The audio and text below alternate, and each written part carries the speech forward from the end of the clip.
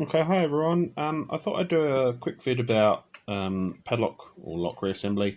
It's one of the things that I had difficulty with when I was getting into this sport a few months ago. So I thought I'd go through all the different things that you might need to think about when you start disassembling and reassembling locks. First thing is a pinning board. You'll love my ghetto pinning board, which I just sort of whip together from a chunk of MDF and a router. Make sure you give yourself ample space to put all your pins out and stuff. You're always going to have little bits flying around when you're undoing locks, and it's always good to have somewhere to stash all those bits as you take them apart. The tool choice is you need a fairly good, strong pair of tweezers. I've customized this pair here, but they're not quite strong enough to put the driver pins back in the Bible. Like, they sort of slip and makes it very hard to push the pins up to get them to stay there. So I've actually got a pair of these, which are sort of surgical clamps, and you can actually get a very good grip on the pins with these, and allows you to push quite hard to get them back in whilst you're pushing the follower to hold them against the back of the pin chamber.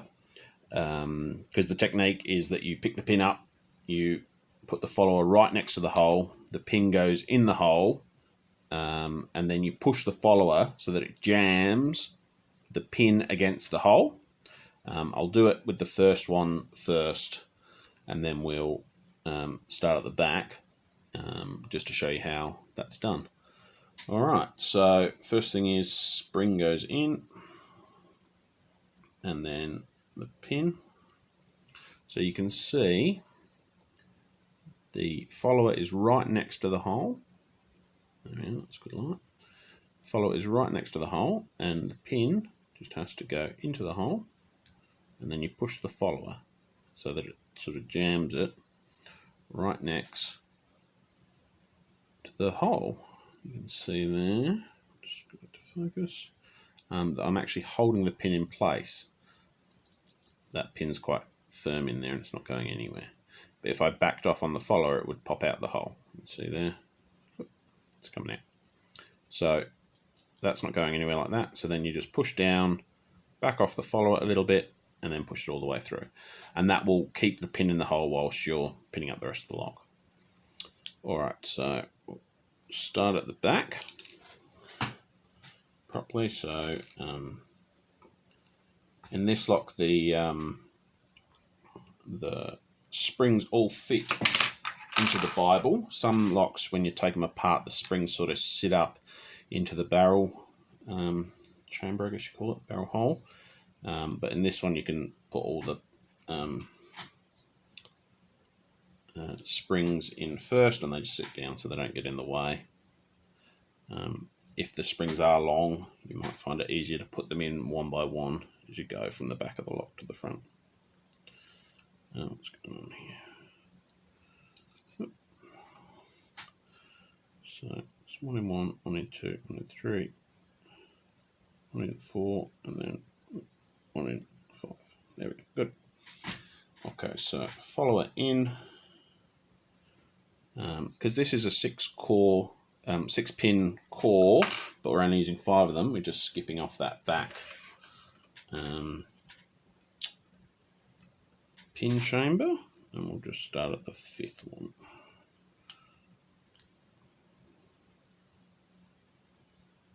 Okay, so you can see he's nestled in there right at the back.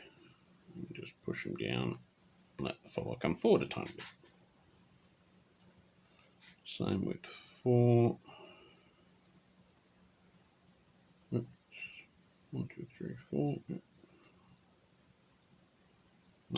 So sometimes you'll find that when you're pushing the pin in, it gets a little bit bent out. It's really hard to get those in, so generally I just reset and pick up the pin again. So you want to hold the pin at the top so you can actually get it in the hole. 4. There we go. 3. well. Number 2.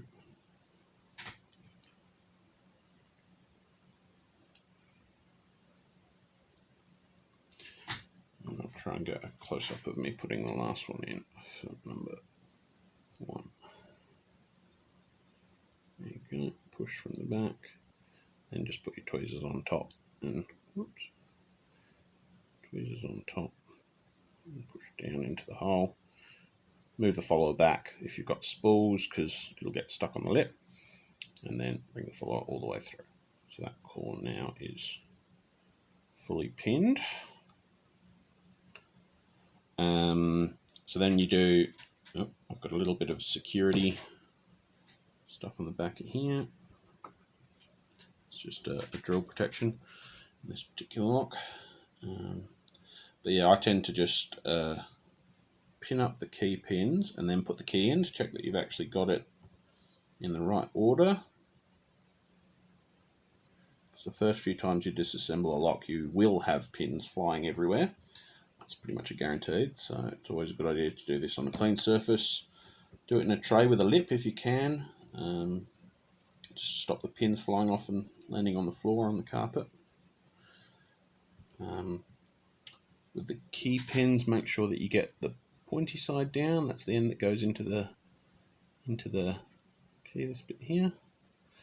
So that one goes down into the lock and engages with the key. So pop the key in, and so you want to get the pins all obviously looking very flush. If they feel smooth and there's no gaps, you've got them all in the right order. Okay, so to put them back into the cylinder, you just push gently as you follow out with the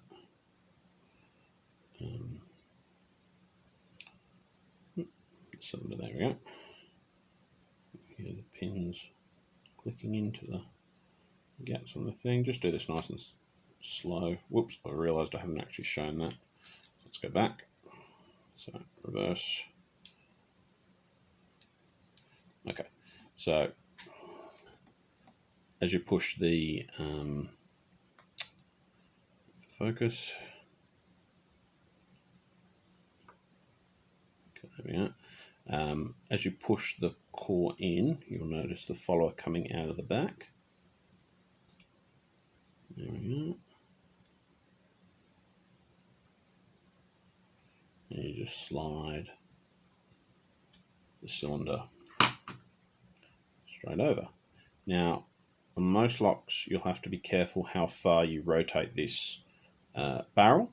If you rotate it a full 180 degrees, you'll see at the back of the barrel there's a gap, and what can happen is that the driver pins can drop down into this gap at the bottom, and then it's a real pain to try and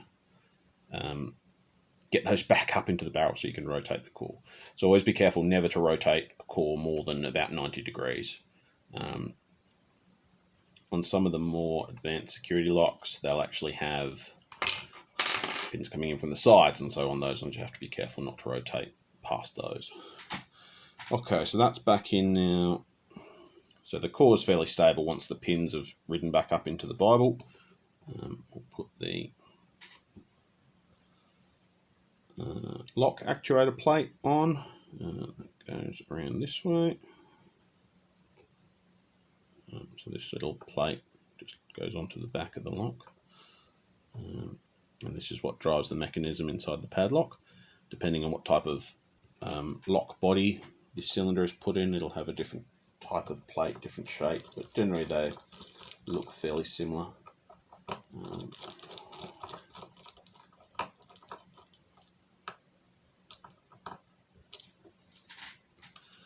Okay, and then I've got this bit of drill protection goes in the top there, and then this bit just sits on top of the Bible to protect it from drilling, and also to make it the right shape for the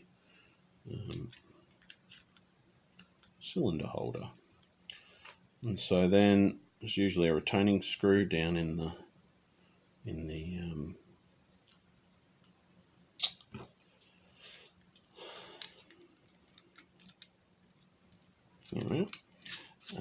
down in the shackle hole. Just requires a small amount of attention to get it in and right and properly, and then we're all reassembled. Yeah. So thanks for watching.